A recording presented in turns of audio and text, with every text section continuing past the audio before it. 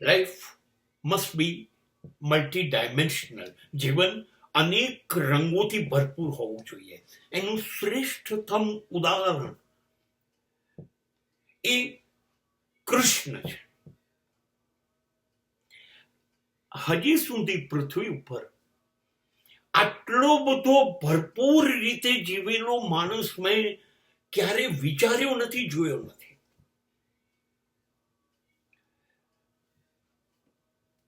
અને જ્યારે મૃત્યુ પામે છે, પગમાં તીર વાગે છે અને પૂછે છે કે કઈ સંદેશો, કોઈ અફસોસ નથી.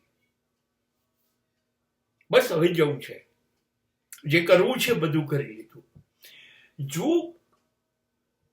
જેલમાં જન્મ અને મા બાપ જેલમાં રહે અને કોઈ બીજું ઉછેરે, અને એ માણસ આખા ગોકુળ અને વૃંદાવનને ગાંડું કરે, બધું જ કરવાનું. માનો પ્રેમ અપરમાં છે તોય મેળવવાનો. જશોદા સાથેનો પ્રેમ પૂરા વિશ્વમાં જાણીતો. ગોપીઓ અને ગોપ બાળકો જે હતા, ગોપાલકો, એનો પ્રેમ જાણીતો. રાધા સાથેનો પ્રેમ જાણીતો. એ વિચાર કરો તમે કે આ બધું 10 વર્ષમાં કરી લેવાનું. 10 વર્ષ પછી તો એ મથુરા જતા રહ્યા, પણ કેટલું બધું તોફાન, દહીં, માખણ, હા ચોરી કરીને ખાવાનું. ગોપીઓ નાવા બેઠી હોય ત્યાં યમુના નદીમાં, હા તો એના કપડા લઈને તોફાન મસ્તી કરવાની. ચમત્કારો જે કી કરવા જોઈએ બધું કરવાનું. અને ત્યાર પછી મથુરા જવાનું, દુષ્ટનો સંહાર કરીને રાજ જીતી લેવાનું ને પછી મા બાપને રાજ સોંપી અને આગળ જતા રહેવાનું. જો એક માણસ કેટલા રંગ બદલે છે. એ નાચે છે, એ વાંસળી વગાડે છે, એ પ્રેમ કરે છે, એ બધાને પાગલ કરે છે અને રાજાઓને હરાવે છે. અને પછી દોસ્તી નિભાવે છે. પાંડવો સાથે છેક મૃત્યુ સુધી દોસ્તી નિભાવે છે. 8 રાણીઓ સાથે પરણે છે અને 8 સાથે લવ મેરેજ, અપહરણ કરીને લઈ આવે છે.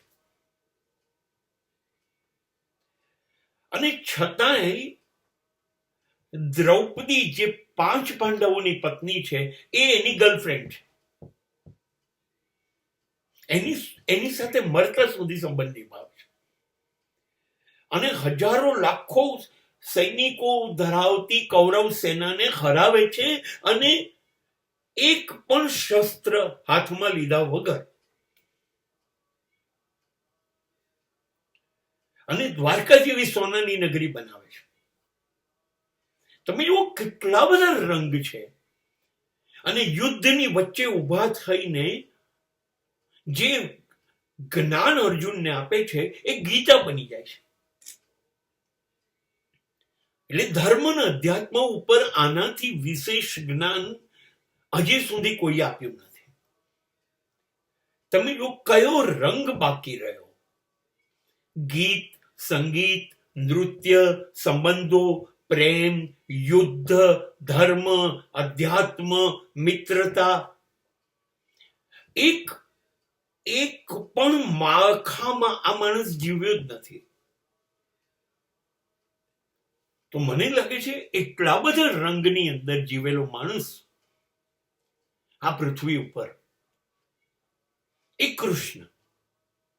અને છતાંય એ ક્યાંય ખોટું થયું એવું સમજતો નથી, કશું છુપાવતો નથી, કોઈ અફસોસ નથી.